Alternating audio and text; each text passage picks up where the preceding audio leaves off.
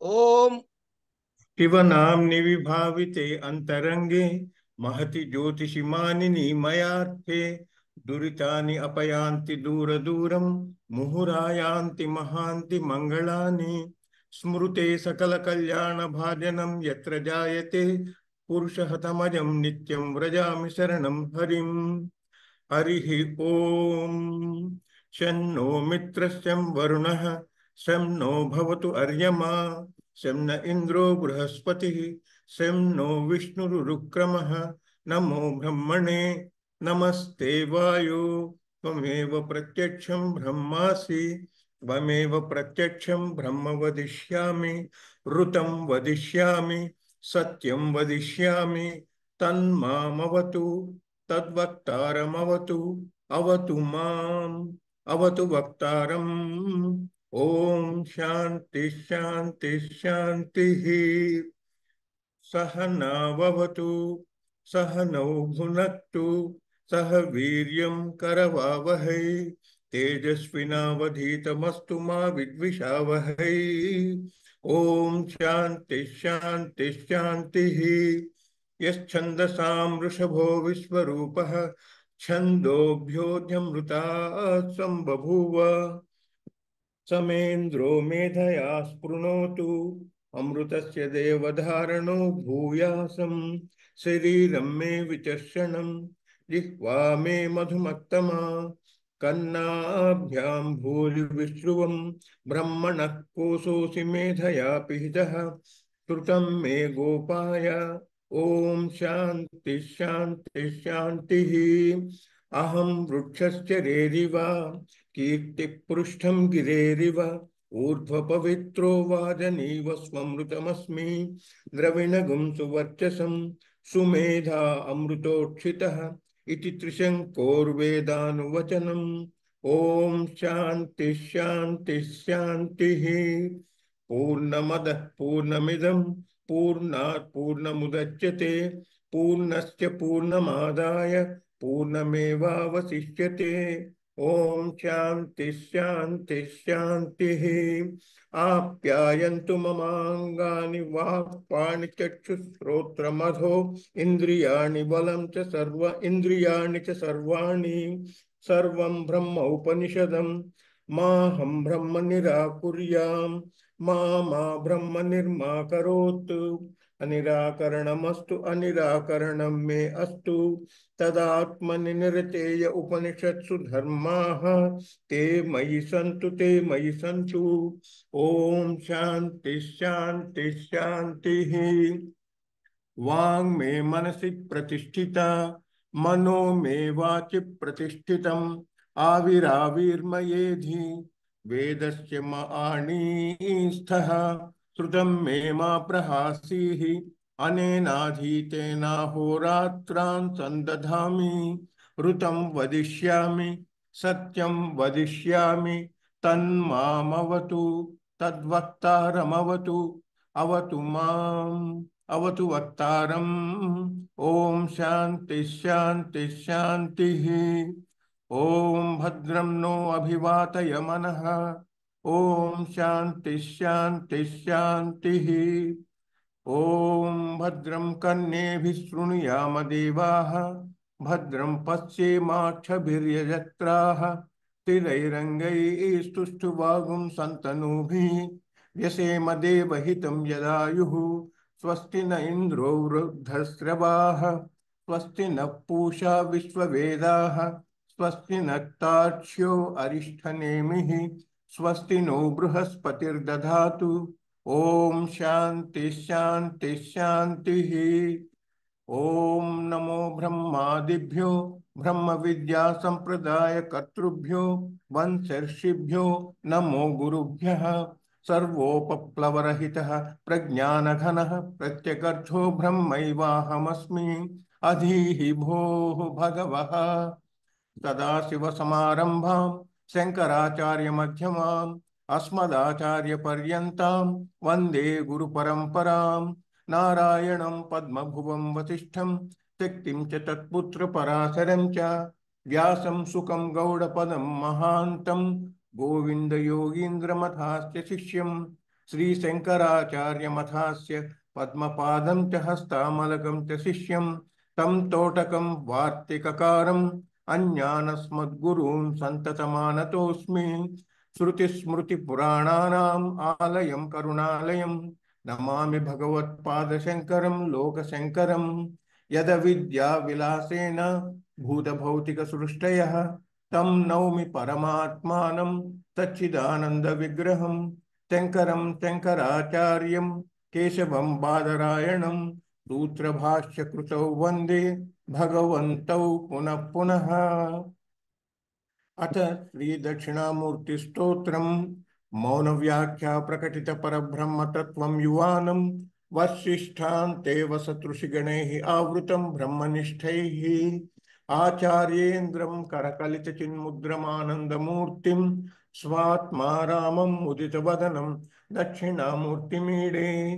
विश्वं दर्पणदृश्यमाननगरी तुल्यं निजान्तर्गतं पश्यन्नात्मनि मायया बहिरिवोद्भूतं यथा निद्रया यः साक्षात् कुरुते प्रबोधसमये स्वात्मानमेवाद्वयम् तस्मै श्रीगुरुमूर्तये नम इदं श्रीदक्षिणामूर्तये।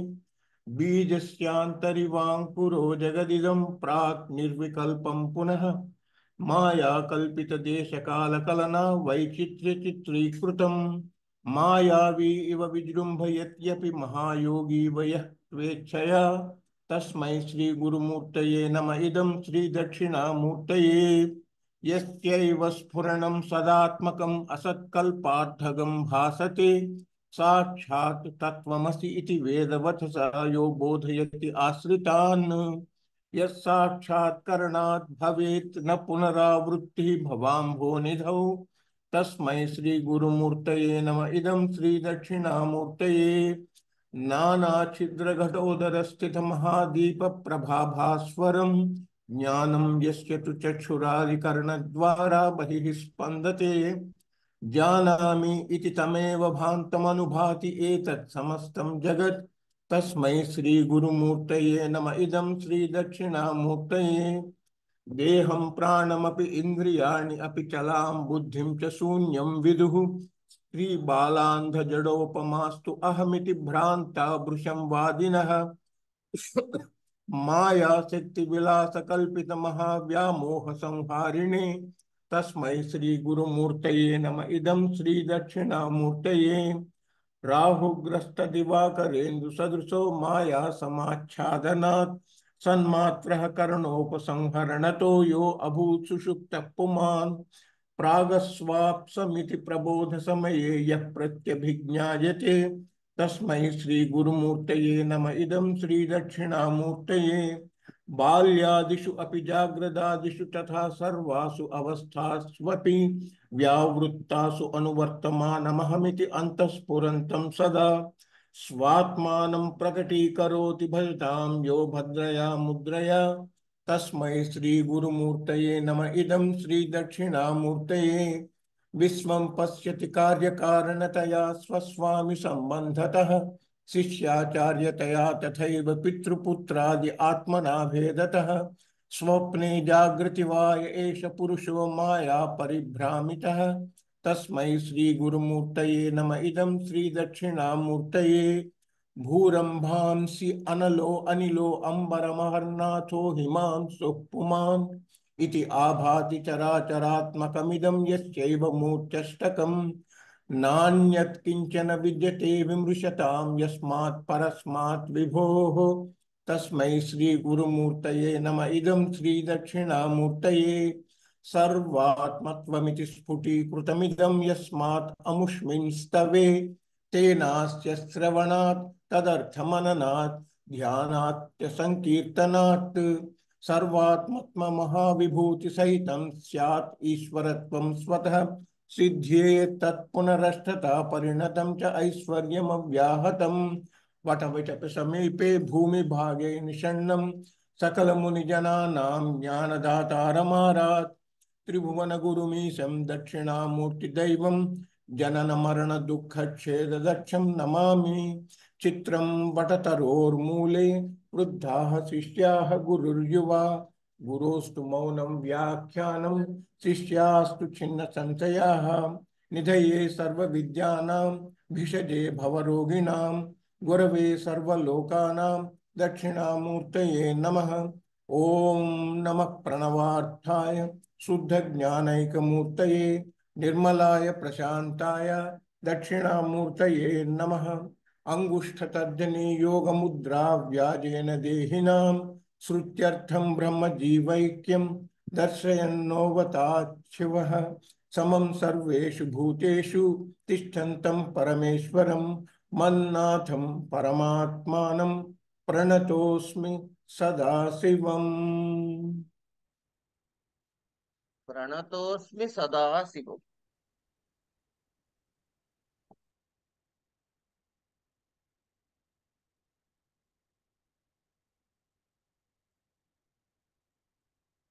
నిన్న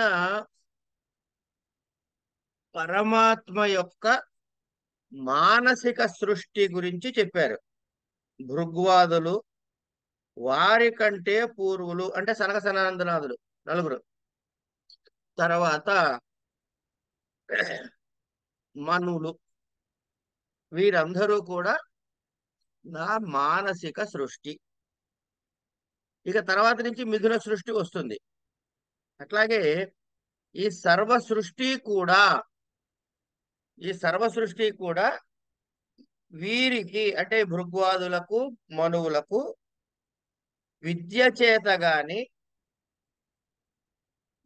చేత అంటే వారి యొక్క విద్యాభ్యాసము ఇత్యాదులతో కానీ లేదా జనన సంబంధము చేత గాని వీరికి సంతతిగా భావించబడతారు అని చెప్పాడు. అంటే ఇప్పుడు మనం అందరం ఎవరంటే విష్ణుమూర్తికి మనవలు, ముని మనవలు, ఆ టైప్ అన్నమాట. అలా అర్థం చేసుకుంటున్నాం మనం ప్రస్తుతానికి. అది కాదు. ఆయన ఎవరు? వీళ్ళంతా ఆయన స్వరూపమే కనుక మనని పరమాత్మకి సమానము, పరమాత్మకి మనకి అభేదము చెప్పడమే పరమతాత్పర్యమైన భగవద్గీత. కనుక ఆయన సంకల్ప మాత్రముతో ఉద్భవించినటువంటి వీళ్ళ పరమాత్మ యొక్క మాహేశ్వర తత్వాన్ని, మాహేశ్వర తత్వం అంటే అన్నిటి మీద ఈశ్వరత్వము అంటే అధికారము, ప్రభుత్వము కలిగి ఉండటం. ఇలా ఈ సోపాధిక బ్రహ్మము యొక్క ప్రభావాన్ని చెప్పి ఇప్పటి వరకు సోపాధిక బ్రహ్మము యొక్క ప్రభావాన్ని చెప్పారు. ఇప్పుడేం చెబుతున్నారు? ఏతాం విభూతిం యోగంచ మమ యో వేత్తి తత్వతః సో అవికంపేన యోగేన యుజ్యతే నాత్ర సంశయః.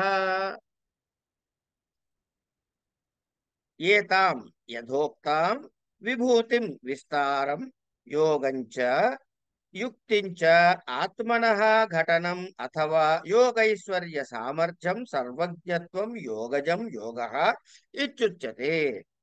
మమ మదీయం యః వేత్తి తత్వతః తత్వేన యథావత్ ఇత్యేతత్ సహ అవికంపేన అప్రచలితేన ప్రవిచలితేన బాగా విచలనం కాకుండా యోగేన సమ్యక్ దర్శన స్థైర్య లక్షణేన యుజ్యతే సంబధ్యతే న అత్ర సంశయః న అస్మిన్ అర్థే సంశయః అస్తి.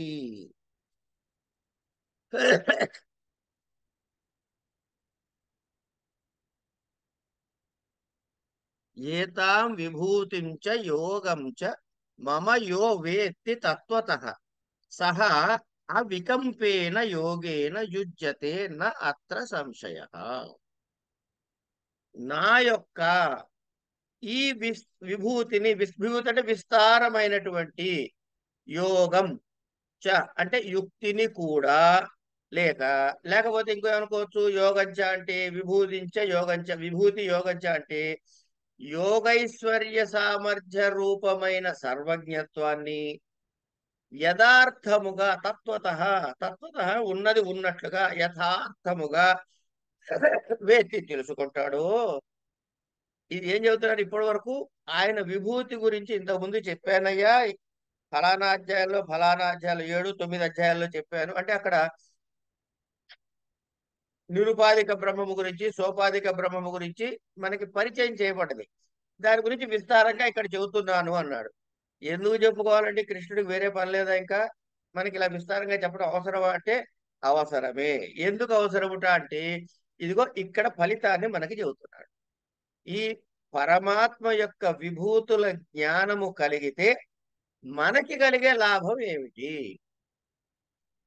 అంటే, ఎవడైతే నా ఈ సర్వజ్ఞత్వమైనటువంటి, యోగైశ్వర్యమైనటువంటి, సామర్థ్య రూపమైనటువంటి నన్ను తత్వత యథార్థంగా తెలుసుకుంటాడో, వాడికి కలిగే ఫలితం ఏమిటంటే అవికంపేన. ఎంత చక్కటి మాట! అస్సలు ఇంత కూడా కదిలించటానికి, చెలింపజేయటానికి శక్యము కానటువంటి యోగేన. యోగం అంటే మనకు ఆల్రెడీ 3వ అధ్యాయంలో చెప్పేశారు. సమ్యక్ దర్శన స్థైర్య రూపమైన యోగం అంటే మనకి భగవద్గీత మొత్తంలో రెండే చెప్పాడండి, 100 చెప్పలే. ఏం చెప్పాడు? ఒకటి సాంఖ్య బుద్ధి, 2 యోగ బుద్ధి. సాంఖ్య బుద్ధి ఉన్నవాడికి అంటే సన్యాసికి, యతికి వీటితో సంబంధం లేదు. ఆయన స్థితి వేరు. ఇప్పుడు మనలాంటి వాళ్ళ కోసం మనం ఏ స్థితికి ఎదిగి అక్కడి నుంచి ఎలివేట్ కావాలో చెబుతున్నారు కాబట్టి, ఇది మనకి ఎన్నొస్తాయి సంశయాలు. మనం అట్టెట్ట కుదురుతుందండి, పరమాత్మ ఒక్కడెట్ట అవుతాడండి, చెట్టు వేరేగా ఉంది, పుట్ట వేరేగా ఉంది, నే ఇవన్నీ లేకుండా అవికంపేన, చెలింప చేయటానికి ఏమాత్రం వీలు లేనటువంటి యోగేన సమ్యక్ దర్శనం చేత యుజ్యతి అంటే కూడుకుని, ఈ విషయం మీద అత్ర సంశయ న అంటే న సంశయ, న అత్ర సంశయ, అత్ర సంశయ న సంశయ సందేహ లేనే లేదు అని మనకి ఇక్కడ వివరిస్తున్నారు. అంటే ఏంటి? ముందు సోపాధిక బ్రహ్మము యొక్క ప్రభావాన్ని చెప్పి దాన్ని ఫలితాన్ని మనకి చెబుతున్నాడు.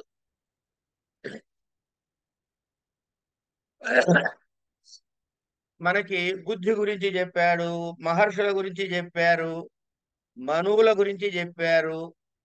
ఇవన్నీ కూడా ఆయన విభూతులేగా. ఇంతకు ముందు చెప్పబడినటువంటి విభూతులన్నీ ఉన్నాయిగా.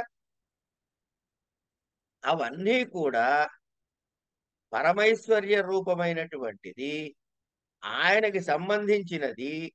తత్వమును అనుసరించి ఎవరు తెలుసుకుంటారో వాడికి ఎటువంటి చలిత స్వభావము లేనటువంటి సమ్యక్ జ్ఞాన రూపమైనటువంటి సమాధి స్థితి కలుగుతుంది. దీని మీద నువ్వు ఎటువంటి అనుమానాలు పెట్టుకోకర్లేదయా బాబు అని చెప్పి కూడా చెప్పాడు. అంటే బుద్ధ్యాదులతో, ఈ బుద్ధ్యాదులు ఉన్నాయి కదా, ఈ బుద్ధ్యాదులు ఎట్లా పుట్టాయి అంటే దీనికి ఒక కారణం ఉండాలిగా. అది పరమాత్మయే అని మనకి తెలియజేయటం. అంటే ఉపాదాన కారణము ఆయనే, నిమిత్త కారణము ఆయనే. ఈ ఉపాదాన నిమిత్త కారణాలు రెండు ఆయనే. అందుకే అనేక విధాలుగా ఉండటం చేత దీన్ని విభూతి అంటున్నారు. ఇదేమిటిది? సర్వ ఆత్మకత్వము, అన్నిటి యందు ఉన్నది. అవేమిటది? నా సంబంధమైనది.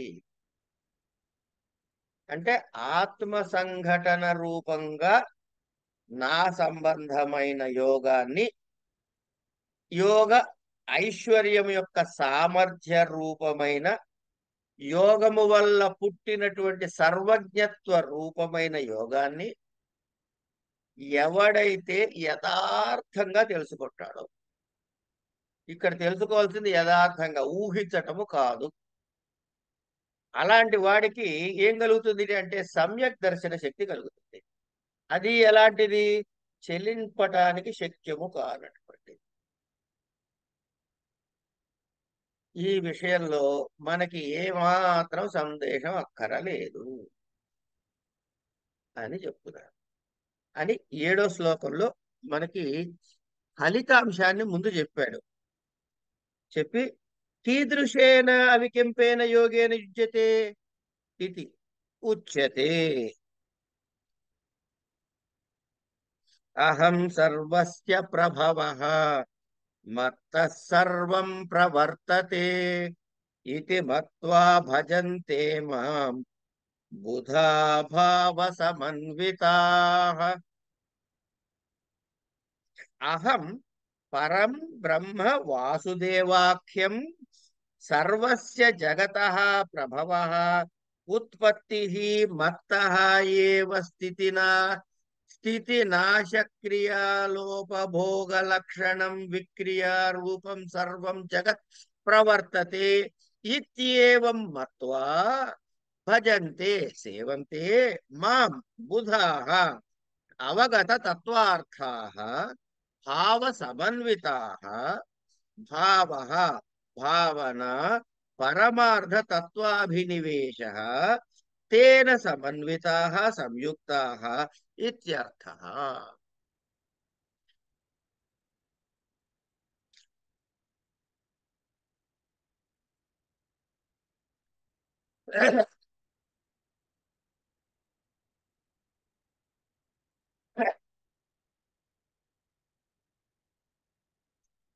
వాడు ఎటువంటి కీదృశే అవికంపేన యోగేన యుజ్యత ఇది ఉచ్యతే.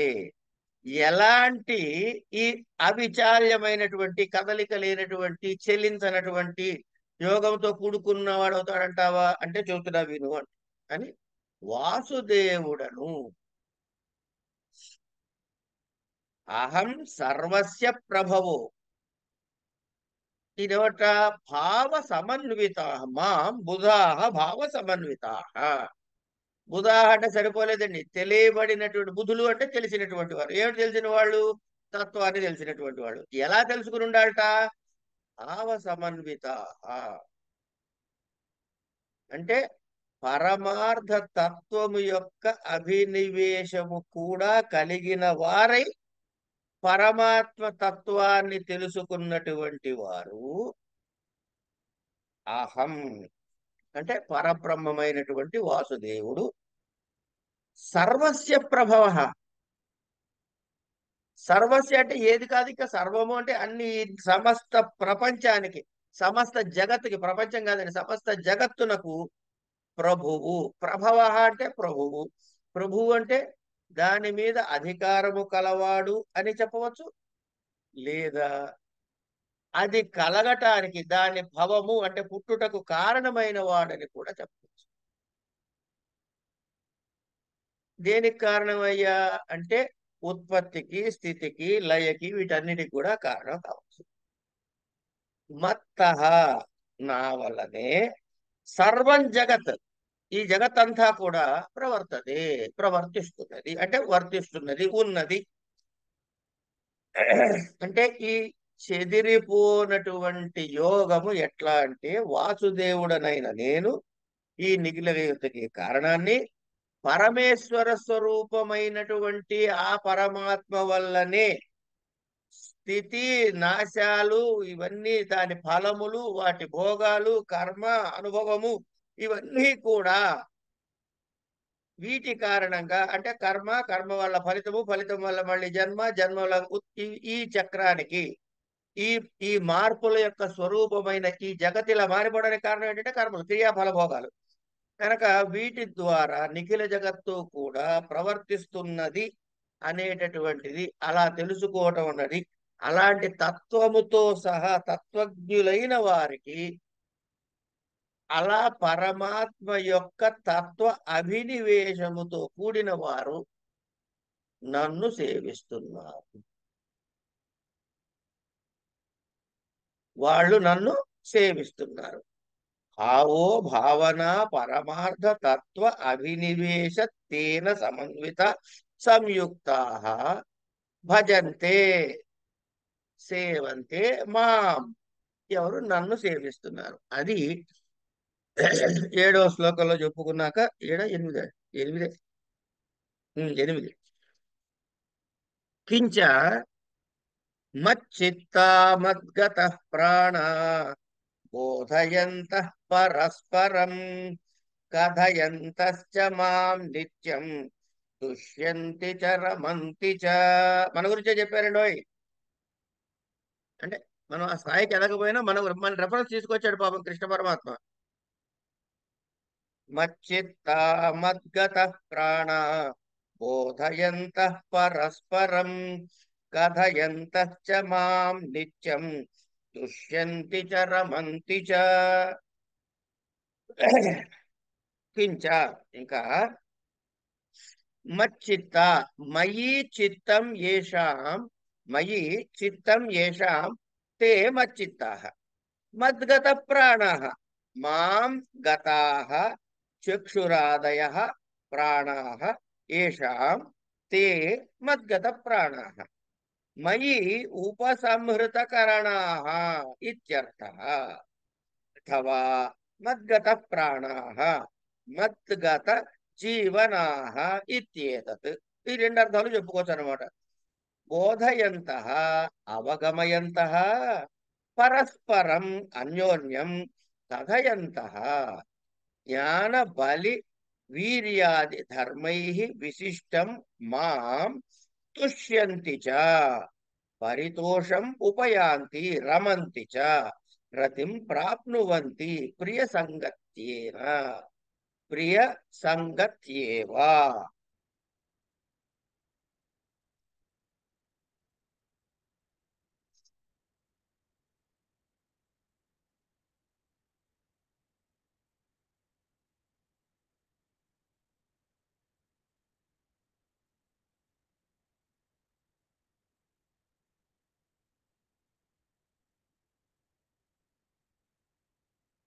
కించ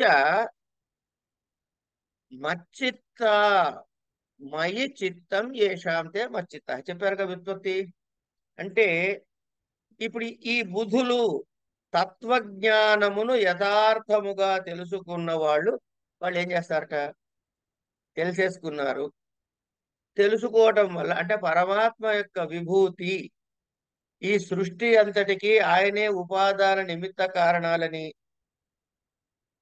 ఈ నిఖిల జగత్తులో ఉన్నటువంటి యొక్క జీవుల యొక్క చరాచర అంటే స్థావర జంగమాత్మకమైన ఈ సమస్త సృష్టికి కూడా వారి వారి కర్మ ఫలితములుగా ఫలభోగములుగా ఈ నిఖిల సృష్టి మారుతూ ఉందని, ఈ తత్వతః పరమాత్మ యొక్క విభూతియే అని తెలుసుకుని తత్వజ్ఞానము కలిగినటువంటి జ్ఞానులకి, బుద్ధులకు, పండితులకు ఏం ఫలితం కలుగుతుందయ్యా అంటే అంతా ఆయన దర్శిస్తారని చెప్పారు. అంతేకాకుండా వీళ్ళు ఏం చేస్తారట, వీళ్ళ పరిస్థితి ఏమిటి అంటే ఎప్పుడైతే వీళ్ళకి తత్వజ్ఞానం కలిగిందో వీళ్ళ మనసు ఎక్కడ ఉంటుందండి, బీరువా మీద ఉండదు, మందార పువ్వుల మీద ఉండదు, దేని ఏది చూసినా కూడా పరమాత్మ యొక్క స్వరూపాన్నే వాళ్ళు దర్శించగలుగుతారు.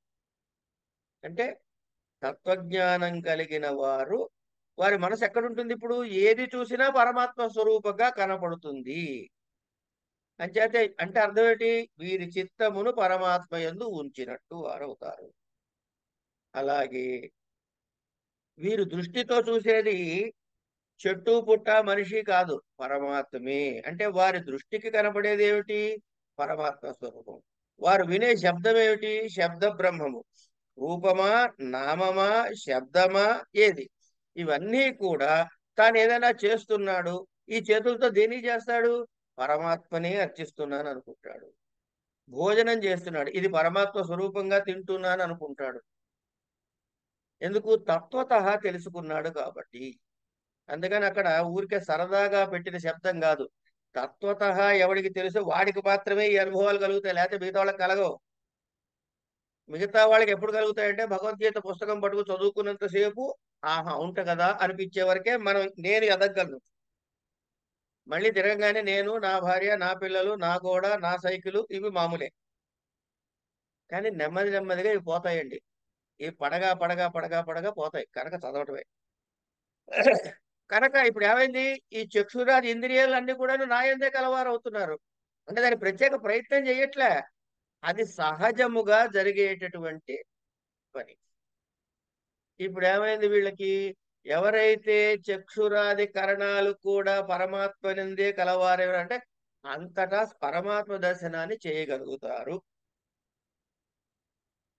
అంటే ఇప్పుడు వీడెవడాడు, ఈయన ప్రాణధారణ ఎందుకు అవుతోంది, ఈయన ఎందుకున్నాడంటే పరమాత్మ దర్శనం చేస్తూ ఉన్నాడు. ఇట్లా పరమాత్మ యొక్క తత్వాన్ని పెద్దల వల్ల విని, వాటి కథలు తెలుసుకుని, ఆ భగవంతుడి గురించి అర్థం చేసుకుని, అది తను తెలుసుకున్నది 10 మందికి చెబుతూ, అంటే వేదములలోను ఉపనిషత్తుల్లోనూ గురు శిష్య సంవాదంగా జరిగినటువంటి అనేకమైనటువంటి ధర్మ విశేషములు తెలుసుకుని, జ్ఞాన బల వీర్యాది ధర్మములు కలా అన్నారు ఇక్కడ. ఈ జ్ఞాన ధర్మ వీర్యాది బలములు కలిగినటువంటి ఆ పరమాత్మ తత్వాన్ని తెలుసుకుని ఎవరైతే ఉంటారో వాళ్ళు మచ్చిత్త మద్గత ప్రాణాః. ఇక ఇందులో ఎటువంటి సంశయము లేదు. ఎందుకు, ఎవరైతే ఇంతకీ వాళ్ళు ఏం చేస్తున్నారట, భగవంతుణ్ణి గురించి చెబుతారు. ఎవరికైనా చెప్పాల్సి వస్తే ఏమండి పరమాత్మ తత్వం ఇది, పరమాత్మ ఇదే చెప్తాడు కదా వాడు. ఈ చెప్పడంలో వీళ్ళకి ఏం జరుగుతుంది, పరమానందం కలుగుతోంది. అంచేత వాళ్ళు అందులో అదే వాళ్ళకి క్రీడ, అదే వాళ్ళకి ఆనందం, అదే వాళ్ళకి తన్మయత్వం. అంటే పరమాత్మ తత్వమునందు ఎల్లవేళలా రమిస్తూ ఉంటారు. ఎవరు, వెనక్కి పోయి మళ్ళీ ఆ శ్లోకంలో ఉన్న అండర్లైన్ చేసుకోవాల్సిన పదం ఏమిటంటే, ఏంటండి అది అండర్లైన్ చేసుకోవాల్సిన పదం ఏమిటయ్యా అంటే, బుధాః భావ సమన్వితాః. బుధాః ఒకటే కాదు, భావ సమన్వితాః. కనుక పరమాత్మ తత్వము యొక్క భావమును కూడుకుని పరమాత్మ జ్ఞానమును కలిగిన వారు అని ఇక్కడ ఏం చెప్పారండి, సర్వతః ఏది చేస్తున్నా కూడా అది పరమాత్మ యొక్క తత్వముగా మాత్రమే తెలిసి ఉండటం. అంటే ఏం చేస్తున్నామండి మనము అంటే సదా బ్రహ్మమునందు రమిస్తున్నాము. మనం చెప్పేసుకుందాం మనమే అని, సదా బ్రహ్మమునందు రమిస్తున్నాము అని. దీన్నే భాగవతంలో ఆయన ఏం చెప్పాడు, పోతన్నంకులు పానీయంబులు త్రావుచున్ గుడుచుచున్ భాషించుచున్, ఇక అసలు చెప్పారు కదా పద్యం, పానీయంబులు త్రావుచున్. ఇక్కడ జరిగింది ఏమిటి, కర్మేంద్రియ జ్ఞానేంద్రియ వ్యాపారం అని చెప్పారు. ఇట్లా ప్రతిదానికి ఒక తాత్పర్యాన్ని మనం చూడగలిగితే భగవద్గీతలో ఏం చెప్పాడో భాగవతంలో కూడా అదే ఉంది. భగవద్గీత అధ్యయనశీలత్వానికి మనకి ఉపయుక్తం. అంటే వేదాంత శాస్త్రంలో చెప్పారు కాబట్టి దీన్ని ఆ ప్రస్థానత్రయంలో భాగం, దీనికి వ్యాఖ్యారూపమే భాగవతం. కనుక భాగవతంలో ప్రతి అడుగులో ఉన్న కథలు, దాని యొక్క విస్తారత అంతా కూడా దీన్ని మించి కాదు. అంటే పరమాత్మకి మన ఎడల ఎంత ప్రేమ ఉన్నదంటే మనకి అర్థమయ్యే స్థాయికి వాడే దిగొచ్చి అనేక నోళ్లు పెట్టుకుని, ఏమిటి ఇక్కడ కృష్ణుడిగా నోరు పెట్టుకున్నాడు, అక్కడేమన్నా శుకుడుగా నోరు పెట్టుకున్నాడు, ఇంకో చోట ఏమన్నా ఇంకోడుగా నోరు పెట్టుకుంటాడు. ఇన్ని రకాలుగా మనకి ఏ భాషలో చెబితే అర్థమైతో అన్ని రకాల భాషల్లోనే చెప్పాడు. అబ్బో సంస్కృతంలో వ్యాసుడి నోరుతో చెబితే అర్థం కావట్లేదని పోతన నోరుతో చెప్పాడు. ఇది అర్థం కాదే రామచరితమానస అన్నాం. రామచరితమానస అంటే వాడు భాగవతం కాదని అనుకోకండి, అది అన్ని అవి. కనుక ఏది చెప్పినా తత్వం చెప్పేది ఒకటి, భగవద్ విభూతిని మాత్రమే బోధిస్తుంది. ఎప్పుడైతే భగవద్ విభూతి మనకు అర్థమవుతుందో దాని యందు ప్రేమ కలుగుతుంది. ఎప్పుడైతే ప్రేమ కలిగిందో దానికి విడిచిపెట్టం మనం. అప్పుడేమవుతుంది? దాని యందే మన మనసు చిత్తము కలిగి దాని యందే రమిస్తూ మద్గత ప్రాణాహ అన్నాడు చూశాడండి. అంటే నా వలల పుట్టినటువంటి జనన జన నిమిత్తము, చక్షురాది ఇంద్రియ వ్యాపారము, లేకపోతే నాలోనే ఉపహరించబడి నన్నే పూజిస్తూ నన్నే తలుచుకుంటూ విద్వద్గోష్ఠుల్లో నా గురించే చెప్పుకుంటూ పెద్దవాళ్ళు చెప్పిన శృతులు ఇత్యాదుల్లో వారు రకరకాల యుక్తులతో పరమాత్మని ఎలా బోధించారో మనకి ఎలా అవగతం చేస్తున్నారు అది వింటూ, లేకపోతే అంటూ, తెలిసిన వాడైతే వింటూ, తెలియని వాడైతే వింటూ, తెలిసిన వాడైతే అంటూ, ఇలా పరమ ప్రీతితో చర్చలలో ప్రవృత్తమై తను తన శిష్యులకి ఇలా అంటే గురు శిష్య సంప్రదాయముగా ఆ తత్వాన్ని బోధిస్తున్న వారై పరమాత్మయందే చిత్తము కలిగిన వారై ఉండుట. అంటే బాహ్యేంద్రియాల్ని ఆయనకే సమర్పించారు, అంతరేంద్రియాల్ని ఆయనకే సమర్పించారు, తన ప్రాణాదులని ఆయనకే సమర్పించారు, అన్ని సమానంగా ఉన్నట్టు తనతో ఉన్న వాళ్ళందరికీ బోధిస్తున్నారు.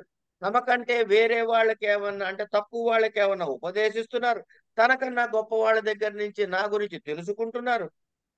అంటే సర్వకాల సర్వావస్థల యందు నా యందే ఉన్నారు వాళ్ళు. అంచేత దీనివల్ల ఏం కలుగుతుంది వాళ్ళకి? సంతోషము, ఆనందము, రతి, ప్రీతి, ప్రీతిపూర్వకం. అంచేత అలా మనం సుఖంగా ఉన్నాం అని. అంటే ఈ కామ సుఖాల గురించి మాట్లాడటల్లా, లౌకికీ సుఖాల గురించి మాట్లాడటల్లా, అట్లాగే స్వర్గ సుఖాల గురించి మాట్లాడట్లే. ఇవన్నీ కూడాను లయమయ్యే లక్షణాలు ఉన్నవి.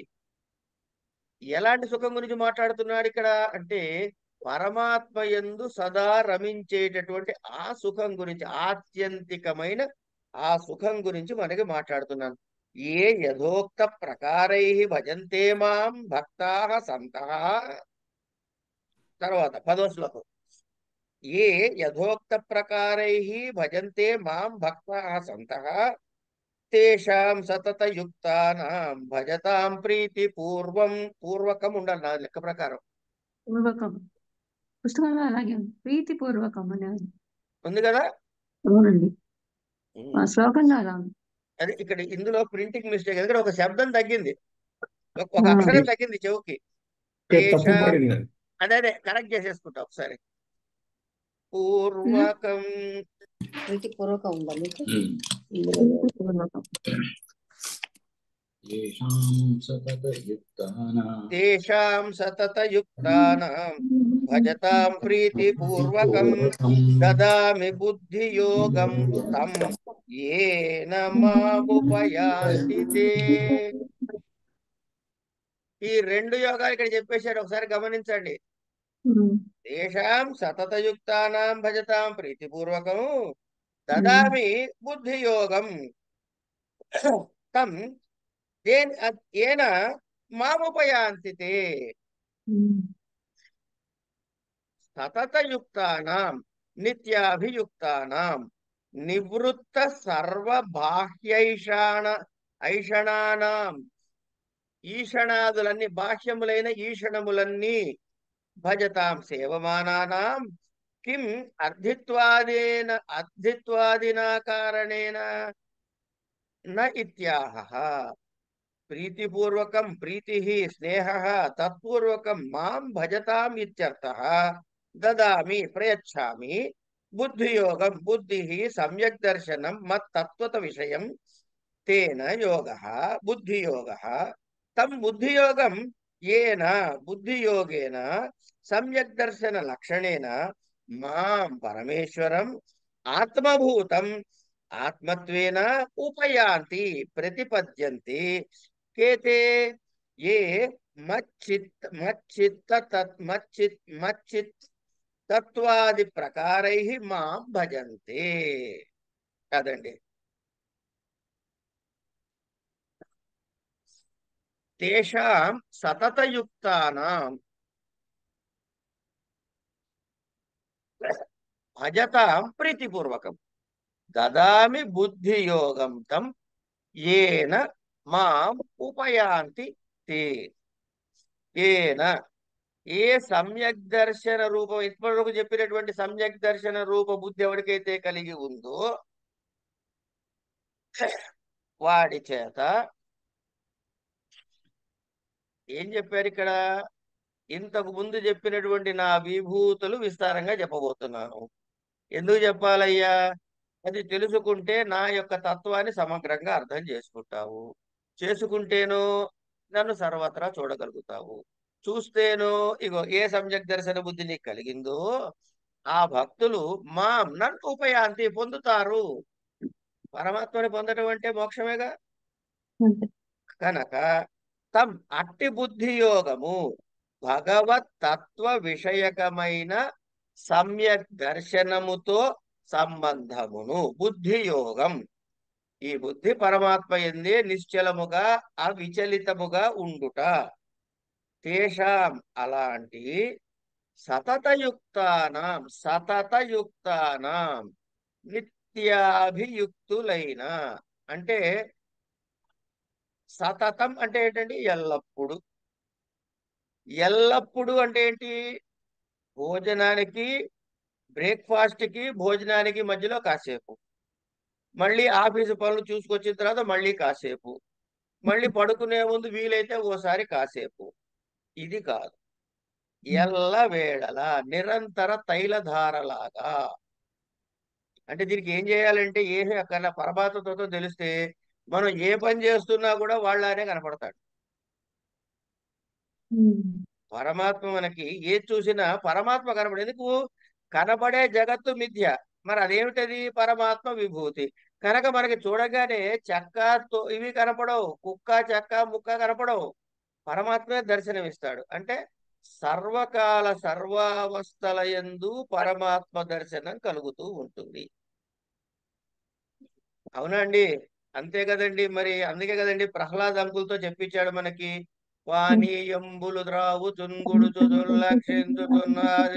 వగైరా వగైరా సంతత శ్రీనారాయణ చెప్పాడుగా.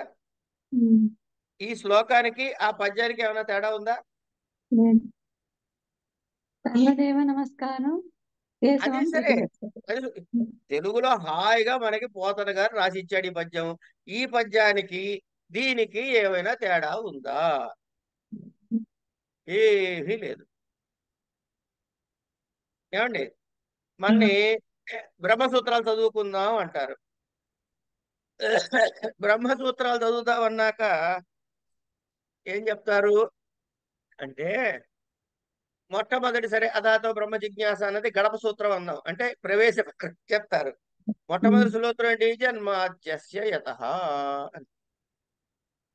అది ఎక్కడి నుంచి వచ్చింది అంటే దానికి మళ్ళీ వ్యాఖ్యానంగా భాగవతంలోనే చెప్పారు. జన్మాద్యస్య యతోన్మయాత్ వరుసగా చెప్పి తేనేవ అమృషా చెప్పుకొస్తారు. ముహ్యంతి సూరయ వగైరా. ఇంత కష్టమైన తత్వాన్ని మన నోట్లో రోజు చిన్న పిల్లలతో సహా ఆడేలాగా అందించిన వాడు పోతన. జన్మాద్యస్య యతః యవ్వని జనించు జగమెవ్వని లోపల నుండు దినమై యవ్వని యందుడిందు పరమేశ్వరుడెవ్వడు. స్వరాట్ పరమేశ్వరుడెవ్వడు, మూల కారణం బెవ్వడు, అనాది మధ్యలయుడెవ్వడు, సర్వము తానయైన వాడెవ్వడు, వాని ఆత్మబబు ఈశ్వరునే శరణంబు వీడెదన్. ఈ పద్యానికి జన్మాద్యస్యయత అనేటటువంటి భాగవత ప్రథమ శ్లోకానికి ఏమాత్రం తాత్పర్యంలో తేడా లేదు. కనుక కనుక మనము ఏ గ్రంథాన్ని కూడా పరమాత్మ తత్వాన్నే బోధిస్తాయి. ఎందుకంటే ఆ గ్రంథ కర్తలందరూ పరమాత్మ విభూతిని సమగ్రముగా ఆకళింపు చేసుకుని తాము దానిలో ఉండి సదా రమిస్తూ ఉండేవారు కాబట్టి. కనుక వాళ్ళ నోట్లోంచి ఏ శబ్దం వచ్చినా అది భగవత్ సంబంధమైనది మాత్రమే అవుతుంది. పరమాత్మ ఎవడండి అంటే పరమ ప్రకాశమైన వాడు. జగత్తంతా ఏమిటండి అంటే చీకటి. అందుకని ఆయన ఏం చెప్పాడు మళ్ళీ? లోకంబులు ప్రపంచం. లోకేశులు ఈ ప్రపంచానికి అది అనుకుంటున్న వాళ్ళు. లోకస్తులు అందులో ఉన్నవాళ్ళు. తెగిన తుది అలోకంబగు పెంజీకటి కవ్వల ఎవ్వండి ఏకాకృతి వెలుగు వాడిని నేను సేవిస్తా అన్నాడు. ఇప్పుడు పరమాత్మ తత్వాన్ని భగవద్గీతలో చెప్పిన తత్వాన్ని భిన్నంగా ఏం చెప్పాడు పోతన గారు? ఏమీ చెప్పలే. మనకి అందుబాటులో ఉండే భాషలోకి తెచ్చాడు ఆ తత్వాన్ని. కనుక పోతన భాగవతం తక్కువ చేయకూడదు ఎవరు కూడా. ఎందుకంటే కాదండి, కొంతమంది అంటారు అదేంటి పోతన భాగవతం చెబుతున్నాడా, వ్యాస భాగవతం కదా మనం చెప్పుకోవాలి అన్న మాటలు అప్పుడప్పుడు వినపడతాయి మనకి. అంటే ఇదేదో తక్కువైంది, ఇది అవరము అది ఉత్తమము అని కాదు, రెండు సమానమే. భగవద్ విషయమైన చెప్పినటువంటి పుస్తకాలు సినిమా పాటలో చెప్పినా కూడా అది గొప్పదే. ఎందుకంటే అది తత్వాన్ని చెబుతుంది మనకి.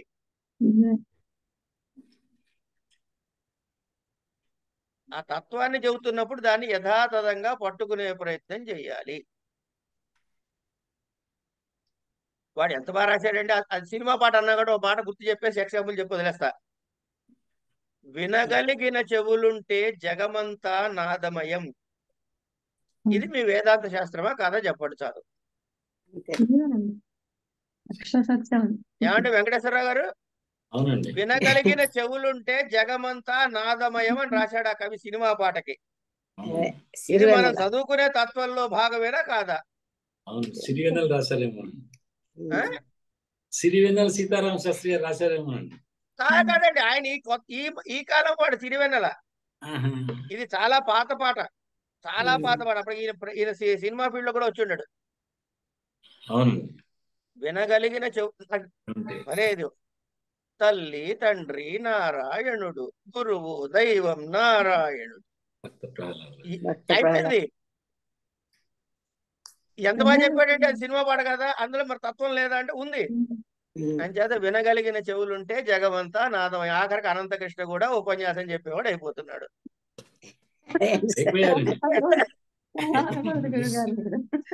అంటే మీరు వ్యాసపీఠం మీదే కూర్చొని మాకు చెప్తున్నారు.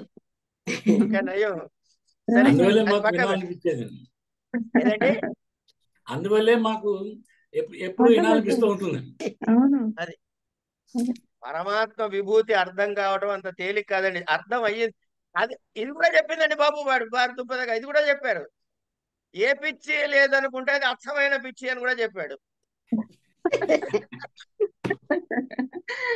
బెస్ట్ అంటే నాన్ను మాయ బంధించలేదని మనం అనుకుంటాం చూడండి, అంతకు మించి మాయలో కూరుకుపోయినట్టు ప్రూఫ్ ఇంకేం అక్కర్లేదట. సరే, పక్కకి వెళ్ళొచ్చింది, మళ్ళీ వెనక్కి వచ్చేస్తే కావడి కొయ్యేనోయ్ కుండలు మన్నేనోయ్ అని కూడా తత్వం. ఏదండి? కావడి కొయ్యేనోయ్ కుండలు మన్నేనోయ్ కనుగొంటే సత్యం ఇంతేనోయ్. కనుగొంటే సత్యం ఇంతేనోయ్. పైగా ఏమిటది? ఈ వింతేనోయ్. ఆ చిన్న పదాలు చూడండి. ఈ వింతేనోయ్ అంటే ఉన్నది లేనట్టుగా కనబడాలి, లేనిది ఉన్నట్టుగా తెలుసుకోవాలి. ఇదేగా వింత. కనుక మనకి చాలా ఉన్నాయండి అట్లాంటి మహానుభావులు. వాళ్ళు తత్వం తెలిసిన వాళ్ళండి. తత్వం తెలిసిన వాళ్ళు, గ్రంథాలు చదువుకున్న వాళ్ళు, శాస్త్రాన్ని అధ్యయనం చేసిన వాళ్ళు. కాబట్టి వాళ్ళు చదువుకున్న విషయాన్ని అప్పుడప్పుడు మనకి ఇట్లాంటి పాటల రూపంలో మనకి చాలా పరిచయం చేశారు. కానీ పురాణాల సినిమాలు కూడానండి మన తెలుగు వాళ్ళ సినిమా చూపించినట్టుగా వేరే ఏ భాషలోనూ లేవండి. మనకి అవి ఎందుకండి, మనకి చూపించినే చూసుకుంటే పోలేదండి. చూపించిన దాని గురించి మనకి దిగులు ఎందుకు? చూపించిన దానిలో పట్టుకోండి. అది కరెక్టే. నాకు రామాయణం మహాభారతం అవి హిందీలో కూడా తీశారు కదా, అది కూడా బాగా తీశారు. చాలా ప్రతి వాళ్ళు తీశారు. వాడికి అర్థమైన ఏమండి, తీసినప్పుడు వాడి చిత్తశుద్ధిలో లోపం లేదు. వాడికి ఎంత అర్థమైందో అంతవరకు తీశాడు, సంతోషం, అయిపోయింది. వాడు తీయలేదని నిందెందుకు? వాడికి తెలిసినంత వరకు తీశాడు. ఇప్పుడు మా నాన్న భగవద్గీత పెద్దలు చెప్పినట్టు చెప్పుకుంటున్నావా? మనకి తోచినంత చెప్పుకుంటున్నాం. రైటా రంగా తర్వాత విషయాలు కృష్ణుడు పడతాడు, బాధేదో మనకెందుకు? ఎలా అయినా సరే తలుచుకోండి అంటున్నాడు ఆయనే తలుచుకోండి. ఏ యథామాం ప్రపద్యంతే తాం తథైవ భజామ్యహం చెప్పేశాడు. ఆల్రెడీ దృష్టి దాని మీద ఉండాలి అంతే తప్ప ఇంకా వేరే మార్గంలో ఏమీ లేదు, లక్ష్యమే అంతే. అంతే. అంచేత సర్వకాల సర్వావస్థల యందు నా యందు ఉన్నవాడికి వాడికి ఏం చేస్తాట అంటే నా తత్వ విషయకమైన సమ్యక్ దర్శనముతో కూడిన బుద్ధిని ఇస్తాను అన్నాడు. అంటే అలాంటి పండితులు నేను ఇంతకు ముందు చెప్పినట్టుగా నన్ను సర్వకాల సర్వావస్థల యందు భగవంతుడి యందే ఏకాగ్రమైన బుద్ధి కలిగినట్టి ప్రీతిపూర్వకంగా సేవిస్తారో ఆ పండితులకు, అంటే ఇంతకుముందు చెప్పాడు కదా, సో అవికంపేన యోగేన అని, అలాంటి వాడికి ఆ యోగము చేత నా తత్వ విషయములను సమ్యగ్గా అంటే సవ్యముగా సమగ్రముగా బుద్ధి యోగమును కలగజేస్తాను. దీన్ని చేస్తే ఏమిటవుతుందయ్యా? ఎవరికైతే ఈ బుద్ధి వేగం కలుగుతుందో ఆ బుద్ధి యోగం చేత నన్ను ఈశ్వరుడుగా ఆత్మస్వరూపుడుగా తెలుసుకుని వాళ్ళు ఏమవుతారు? నన్ను పొందుతారు.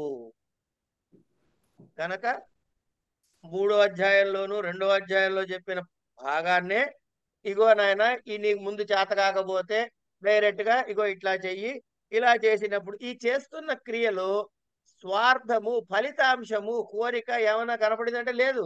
అంటే కర్మ ఉన్నది, కర్మ ఫలము త్యాగం అయిపోయింది, తెలియకుండా రాలిపోయింది ఇక్కడ. దాన్ని పట్టించుకునే స్థితిలోనే లేడు వీడు, కానీ కర్మ నడుస్తుంది. వాడికి ఏం జరుగుతుంది? దాని నుంచి ఆ శుద్ధమైన అంతఃకరణ ద్వారా మళ్ళీ సంన్యాసిన సాంఖ్య బుద్ధి కలుగుతుంది. సాంఖ్య బుద్ధి కలగడం అంటే పరమాత్మకి తనకి అభేదాన్ని జ్ఞానం తెలుసుకుంటాడు. ఇట్లా మనకి అనేక విషయాలు 10వ శ్లోకం వరకు చెప్పుకుందాం. ఇవాళ 7, 8, 9, 10, 4 చెప్పుకున్నాం, పర్వాలేదు, చాలు. ఇక్కడికి ఆపేసుకుందాం అండి ఇవాళ. మళ్ళీ రైట్ సోమవారం నాడు కలుద్దాం. నమస్కారం అండి. నమస్కారం అండి.